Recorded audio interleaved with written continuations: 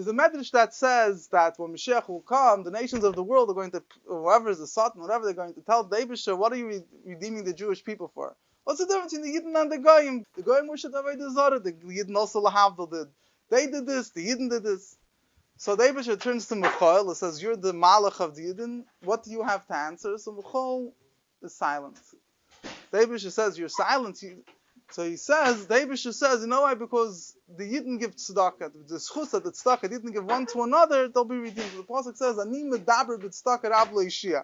Pasuk, the Eibusher speaks in tzedakah, that's what's going to help the Yidden. There's a number of questions in this medrash. To make a long story short, the thing goes like this. There's a famous medrash that there was a Roman to Nisrufa Sarasha asked Rabbi Akiva, he says, how are you allowed to do tzedakah? If the Eibishter decreed someone should be poor, the Eibishter, why are you giving tzedakah? And he gives a mashal. He says, if you have a king that locked up a slave in a cell, and he says, don't feed him, don't give him teeth, and someone will come and give him teeth and feed him, what's going to happen? That person is considered he's going against the king. So the Eibishter said, this person should be poor, he's going against the king.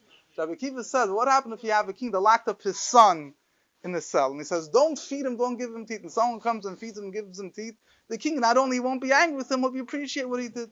So he said like this, he says, Goyim are like slaves of the Eibusher. When they do tzedakah, not only they're not doing anything righteous, you could claim they're going against the Eibusher's plan. The Eibusher said, this person should be poor. How do you have a right to give him tzedakah? But Yidden are sons of the Eibusher.